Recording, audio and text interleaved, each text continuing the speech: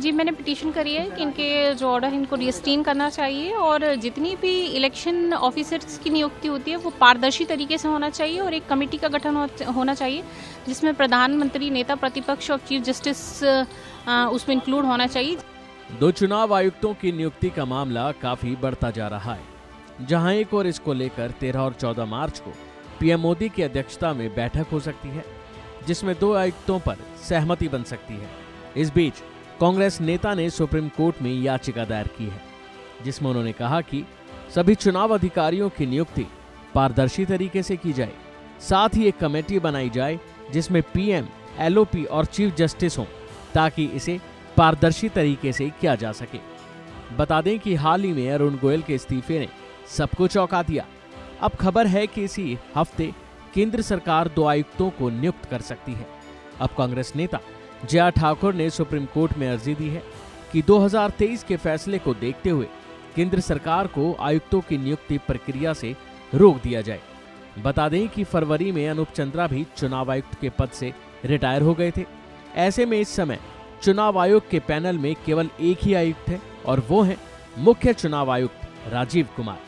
अब कांग्रेस नेता जया ठाकुर ने इसको लेकर सुप्रीम कोर्ट में याचिका दायर की है, जिसमें उन्होंने कहा कि सभी चुनाव अधिकारियों की नियुक्ति पारदर्शी तरीके से की जाए, साथ ही एक कमेटी बनाई जाए जिसमें पीएम, एलओपी और चीफ जस्टिस हों, ताकि इसे पारदर्शी तरीके से किया जा सके।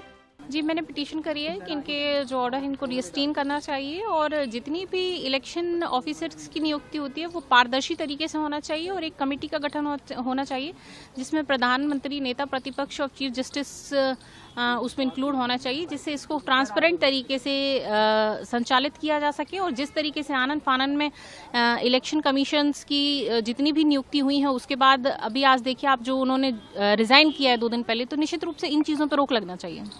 तो वहीं चुनाव आयुक्तों के रिक्त पदों को भरने की तैयारी चल रही है। ये भी बता दें कि पीएम मोदी की अध्यक्षता वाली एक चयन समिति होगी, जिसमें एक केंद्रीय मंत्री और लोकसभा में कांग्रेस के नेता अधीर रंजन चौधरी शामिल होंगे। चुनाव आयुक्त के रूप में नियुक्ति के लिए 2 व्यक्तियों का नाम तय करेगी। चुनाव आयुक्त अनूप चंद्र पांडे की सेवानिवृत्ति और अरुण गोयल के अचानक इस्तीफे से ये पद खाली हो गए हैं। अब इनके इस्तीफे के बाद से बनी रिक्तियों को भरने के लिए अगले 4-5 दिनों में 2 चुनाव आयुक्तों की नियुक्ति होने की पूरी संभावना है। जाहिर है कि चुनाव आयोग द्वारा लोकसभा चुनाव के कार्यक्रम की घोषणा करने की उम्मीद से कुछ दिन पहले ही अरुण गोयल ने इस्तीफा दे दिया था। राष्ट्रपति द्रौपदी मुर्मू ने शनिवार को उनका इस्तीफा स्वीकार भी कर लिया। इससे मुख्य चुनाव आयुक्त राजीव कुमार चुनाव प्राधिकरण के एकमात्र सदस्य रह गए हैं। अनूप चंद्र पांडे 14 फरवरी को ही सेवानिवृत्त हो चुके हैं। अभी के लिए फिलहाल इतना ही। खबरों में बने रहने के लिए देखते रहिए वन इंडिया हिंदी।